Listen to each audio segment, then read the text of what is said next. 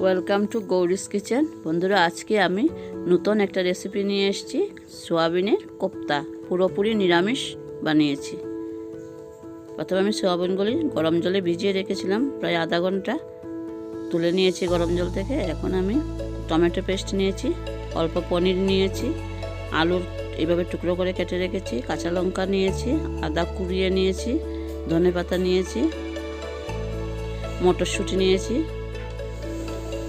এখন আমি একটা বাটিতে 1 চামচ জিরের গুঁড়ো, 1 চামচ হলুদের গুঁড়ো, 1 চামচ লঙ্কা গুঁড়ো একসাথে পেস্ট করে নেব। কাশ্মীরি লঙ্কা গুঁড়ো একটু দিয়ে দিলাম, কালারটা সুন্দর হবে। এখন আমি সবগুলো মশলা পেস্ট করে গুলিয়ে নিয়েছি। এখন আমি মিক্সিতে সব সোয়াবিনগুলো দিয়ে দেব, কাঁচা লঙ্কাও দিয়ে দেব। বাটিতে বেসন নিয়েছি, চালের গুঁড়ো নিয়েছি, লবণ দিয়েছি, হলুদ দিয়েছি। এখন আমার সোয়াবিনগুলো পেস্ট হয়ে গেছে, আমি একটা বাটিতে নামিয়ে নেব।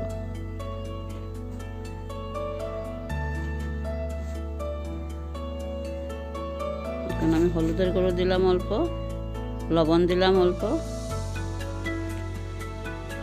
একটু মিট মশলাও দিলাম, আদা বাটা দিলাম, ধনেপাতা দিলাম, দিয়ে এখন ভালো করে মেখে নেব।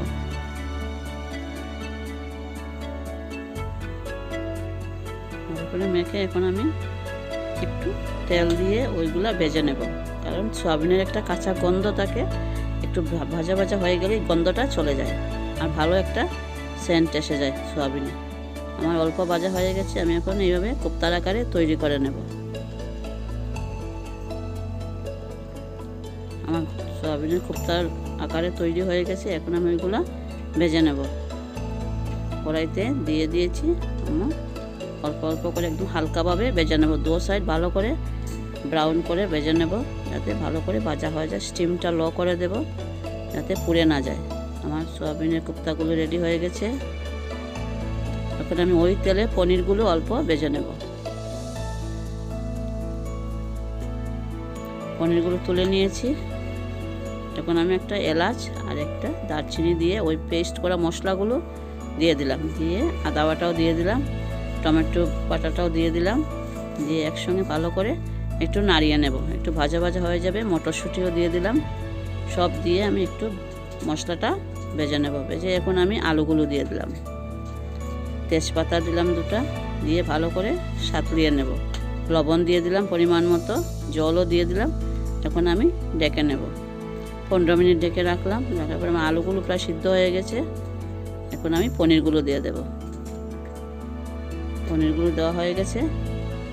এখন আমি আস্তে আস্তে কোপ্তাগুলো ছেড়ে দেব। একদম হালকা হাতে নাড়তে হবে, নাহলে কোপ্তাগুলো ভেঙে যাবে। 2 মিনিট, আমি বেশিক্ষণ রাখবো না, 2 মিনিট রাখবো ডেকে। 2 মিনিট হয়ে গেছে। এখন আমি ঢাকনাটা উঠিয়ে নেব। তরকারিটা রেডি হয়ে গেছে। এখন আমি অল্প ধনেপাতা দিয়ে দেব।